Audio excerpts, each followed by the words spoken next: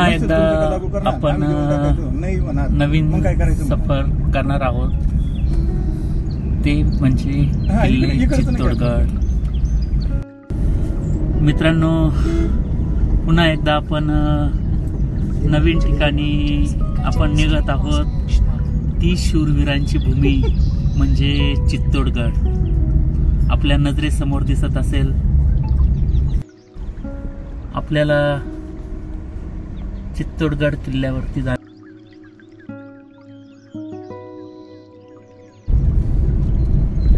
नवीन gate आहे।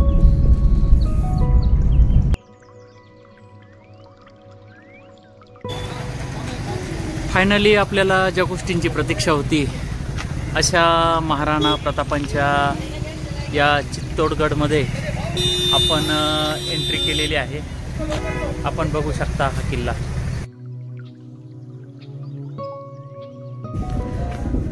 आपण जसं आतमध्ये प्रवेश करतो या ठिकाणी आपल्याला दिसून येईल हा आहे राणी महाल। राणी महालाचा हा आहे एंट्रन्स। आपण जसा प्रवेश करतो तर या ठिकाणी आपण जर बघितलं तर या ठिकाणी पाणी जाण्याची व्यवस्था अत्यंत उत्तम करण्यात आलेली आहे। भिंतीवरती असे नक्षीकामही त्या काळी करण्यात आलेले होते, परंतु मुघल शासकांकडून आपण जर बघितलं तर या ठिकाणी मोठ्या प्रमाणावर याचं विडंबन करण्यात आलेलं आहे, मोठ्या प्रमाणावर नासधूस करण्यात आलेली आहे।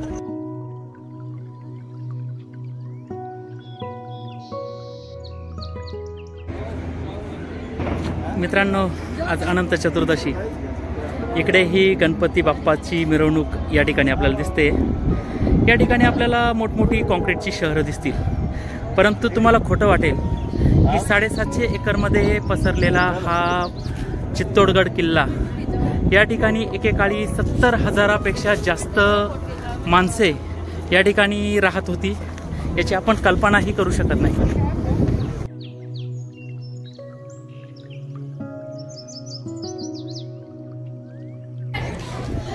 आपण जसं या ठिकाणी मंदिरात प्रवेश करतो तर हेच भोजराजांनी बांधलेलं श्रीकृष्णांचं मंदिर आपण बघू शकता, आणि आपल्याला या समोर दिसतंय संत मीराबाई यांचं मंदिर।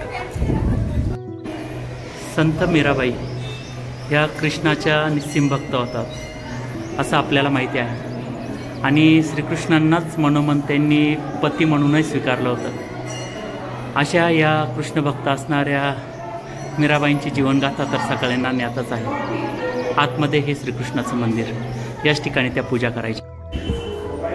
मुघल शासक किती निष्ठुर होते आपण या ठिकाणी बघू शकता। हजारो वर्षांची निर्मिती असणारी ही मंदिरं, परंतु या मंदिरातील मूर्तिकाम आपण बघू शकता। इतकं सुसज्ज असणारे हे मंदिर मात्र त्यांनी बेचिराख केलेलं आपल्याला दिसून येतं। या ठिकाणी मूर्त्यांचं अक्षरशः भंजन या ठिकाणी आपल्याला केलेलं दिसून येतं। हिंदूंची असणारी ही गौरवशाली परंपरा आपण बघू शकता।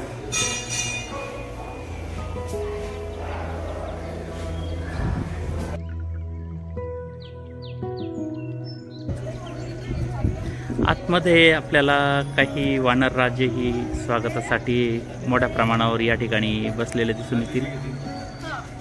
आपण बघू शकता या त्यांच्या मरकटलेला।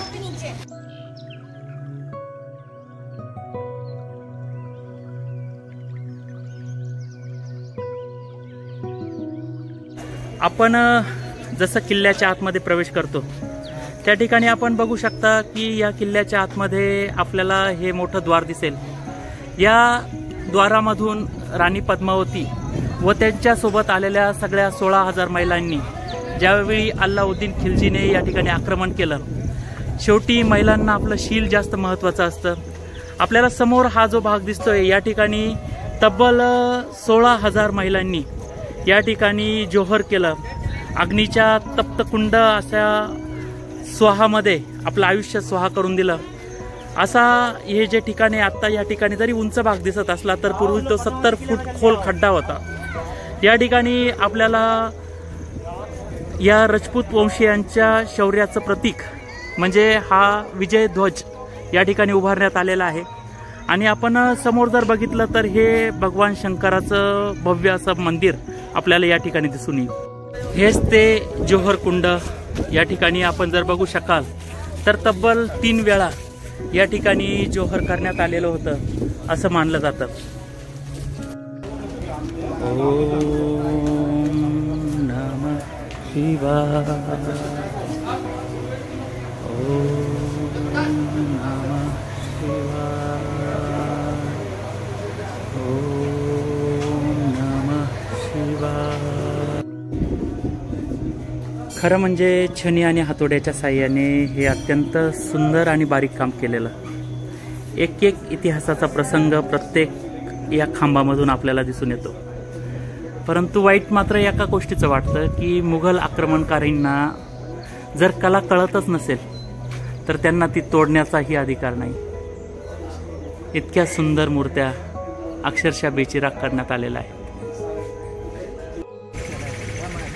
मित्रांनो, आपल्याला समोर दिसतं आहे तो आहे जलमहल। असे 3 महल या ठिकाणी आपल्याला दिसून येतील। आपल्याला कदाचित वाटेल की या ठिकाणी इतका छोटासा जलमहल असू शकेल, पण नाही, याच्या खालीही 3 मजले आहेत आणि त्याच्यामध्ये अजिबात बिलकुल पाणी जात नाही। हे जे ठिकाण आहे ते खास राणी पद्मावतीसाठी बनवण्यात आलेलं होतं। आणि या ठिकाणी आपल्याला समोर जे दिसतंय या ठिकाणीच अल्लाउद्दीन खिलजीने सर्वप्रथम या पाण्यामधून राणी पद्मावतीचा चेहरा या ठिकाणी बघितल्यानंतर तो मोहित झाला आणि या चित्तोडगडवरती आक्रमण केलं। आपल्याला समोर हा जो तलाव दिसतो याद्वारे पाण्याची व्यवस्था या ठिकाणी करण्यात आली। असे 84 तलाव आपल्याला संपूर्ण 750 एकरमध्ये या ठिकाणी आपल्याला दिसून येतील। आपल्याला समोर दिसणारी ही भिंत, अशी संपूर्ण भिंत या किल्ल्याची तटबंदी करते। आपल्याला समोर दिसणारा जो पर्वत आहे तो आहे अरवली पर्वताचाच एक भाग, परंतु या पर्वतावरून अल्लाउद्दीन खिलजीला तोफेचा मारा करून ही भिंत फोडता येत नव्हती। तर त्याच्या सैनिकांनी, आपल्याला समोर दिसेल हा माणसासारखा आकार असणारी हा एक दुसरी मातीचा डोंगर त्यांनी तयार केला आणि त्याच्यावरती तोफा ठेवून या भिंतीवरती मारण्यात आल्या। आणि आपण बघू शकता की या भिंती तोडून अशा पद्धतीने ते वरती आलेले दिसतील आपल्याला। हा जो समोरचा भूभाग दिसतोय हा सगळा युद्धाच्या मैदानाचा भाग आहे आणि याच ठिकाणी युद्ध घनघोर होत असे। आपल्याला समोर दिसतं आहे ते आहे भीमलत। जेव्हा पांडव वनवासाला आले तेही या ठिकाणी थांबलेत आणि भीमाने स्वतःच्या पायाने हे कुंड तयार केलं असं म्हटलं जातं। असे जवळजवळ 84 कुंड या ठिकाणी आपल्याला या किल्ल्यावरती दिसून येतील। 750 एकरमध्ये पसरलेला हा भूभाग आपल्याला खऱ्या अर्थाने संपन्न दिसून येईल। आणि आपल्याला खोटं वाटेल की ह्या कुंडामध्ये याची खोली इतकी आहे की मोठी मोठी मासेही आपल्याला या ठिकाणी दिसून येतील। आपण जसं किल्ल्यामध्ये प्रवेश करतो त्या ठिकाणी आपल्याला जैन धर्मियांचं अधिष्ठान असणारे भगवान महावीरांचं मंदिरही या ठिकाणी आपल्याला दिसून येईल। आपण भगवान महावीरांच्या मूर्त्या या ठिकाणी बघू शकतो आतमध्ये। त्याच्याच समोर आपण जर गेलो तर या ठिकाणी कीर्तिध्वज, हा 7 मजली कीर्तिध्वज आपल्याला दिमाखात डौलताना दिसेल। याचं वैशिष्ट्य जर आपण बघायला गेलात तर या कीर्तिध्वजावरती सुद्धा भगवान महावीरांची मूर्ती कोरण्यात आलेली आहे। किल्ला बघून झाल्यानंतर हा फोटो बघितला त्यावेळी खऱ्या अर्थाने ऊर भरून आलं।